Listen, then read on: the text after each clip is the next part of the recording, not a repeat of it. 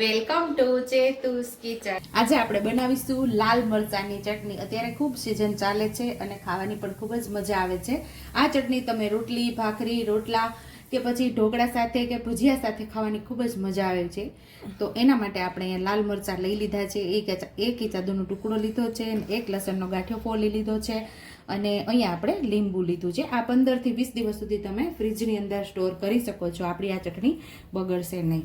તો ચાલો આપણે પહેલાં મરચાંને સુધારી લઈશું.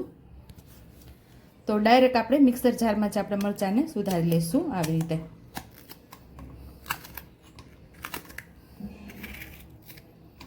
પછી આવી રીતે સાઈડમાંથી સુધારીએ તો એમાં બિયા રહી જાય.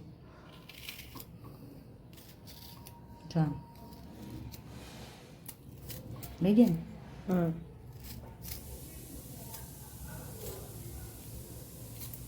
એકાદ બે જાય તો એમાં વાંધો નહીં. બાકી આવી રીતે તું આમ ગોળ ગોળ સુધાર ને તો બિયા ના જાય. અડધે સુધી આપણે સુધાર લેવાનું. પછી સાઈડમાંથી આમ સુધાર ને તો બિયા પછી વચ્ચે જ રહી જાય. જો મરચું આવી જાય તો આવી રીતે આપણે મરચાંને સુધારી લેવાના. તો બધા મરચાં આપણે આવી રીતે સુધારી લઈશું. એક ઇંચ આદુનો ટુકડો લીધો છે એ પણ આપણે અહીંયા સુધારી લઈશું. જેટલા પ્રમાણમાં તમારે ચટણી બનાવવાની હોય એ પ્રમાણે તમારે લાલ મરચાંનો ઉપયોગ કરવાનો. લસણ પણ અહીંયા આપણે ઉમેરી દઈશું.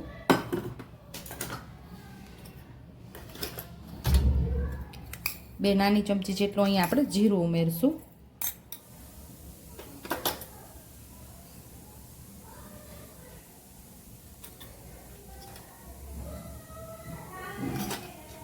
બે ચમચી જેટલું આપણે કાશ્મીરી લાલ મરચું ઉમેરશું. હવે આપણે મિક્સર જારની અંદર સરસ પીસી લેવાનું છે.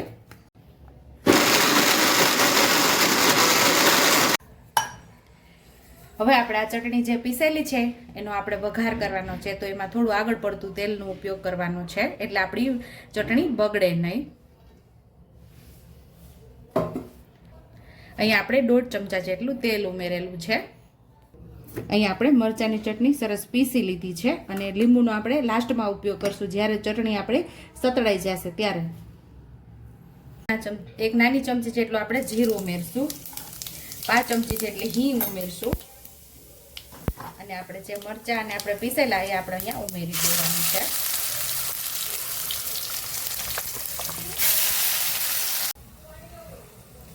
અને એક નાની ચમચી જેટલું આપણે મીઠું ઉમેરશું.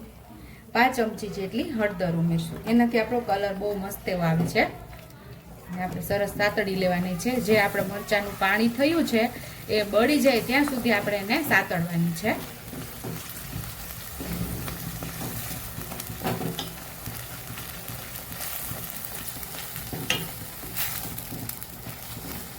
આ ચટણીની અંદર આગળ પડતું તેલ હોય છે એટલે મીઠું પણ થોડુંક ચડિયાતું રાખવાનું અને તેલ પણ ચડિયાતું રાખવાનું. એટલે આ ચટણી આપણી મહિના દિવસ સુધી બગડશે નહીં. ફ્રીજમાં એમને એમ રહેશે આપણી આ ચટણી.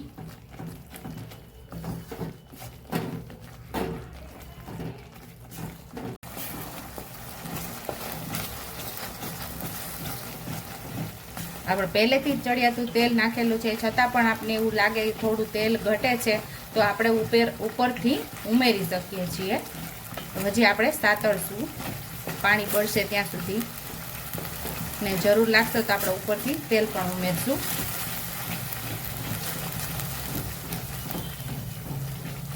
સતત આપણે હલાવતું રહેવાનું છે. આપણી ચટણી નીચે બેસી ન જ આવી જોઈએ એટલે કે બળવી ન જોઈએ નીચેથી.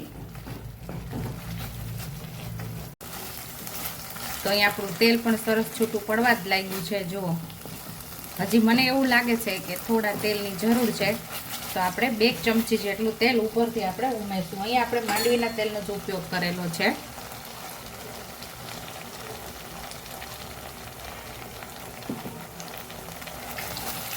તો પણ તેલ આપણે ઉપરથી નાખીએ તો કાચું ન લાગે? કાચું ના લાગે. પાછું આમાં સાતળીએ એટલે સતળાઈ જાય અને આ કદાચ માંડવીના તેલ ઉપરથી ઉમેરે તો એનો સ્વાદ પણ બહુ મસ્ત એવો આવે છે. કદાચ આપણે ઢોકળા સાથે કંઈ ખાતા હોય તો એનો સ્વાદ બહુ મસ્ત એવો આવે.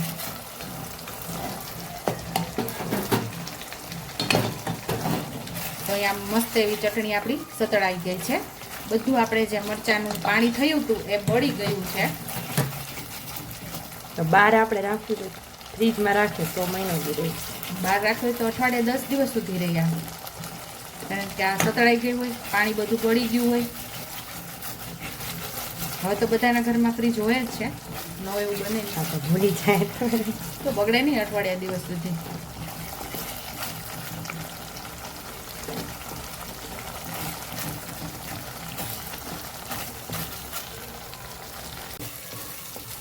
અહીં આપણી ચટણી તૈયાર થઈ ગઈ છે. જો મસ્ત એવું તેલ પણ સરસ છૂટું પડી ગયું છે. અહીં આપણે ગેસને બંધ કરી દેવાનું છે. હવે ગેસ બંધ કરીને જ આપણે લીંબુ ઉમેરવાનું છે. લીંબુ ઉમેરીને આપણે મિક્સ કરી દેવાનું છે. તો અહીં આપણી ટેસ્ટી એવી ચટણી તૈયાર થઈ ગઈ છે. સર્વિંગ પ્લેટમાં હવે આપણે સર્વ કરી લઈશું. તૈયાર છે અહીંયા આપણી લાલ મરચાંની લસણની ચટણી. જો તમને મારી રેસીપી પસંદ આવી હોય તો મારી રેસીપીને લાઈક કરજો, શેર કરજો, સબસ્ક્રાઈબ કરજો, બેલ આઇકોનને દબાવતા ભૂલતા નહીં અને કમેન્ટ બોક્સમાં કમેન્ટ કરજો કે મારી રેસીપી કેવી લાગી. તો આવજો.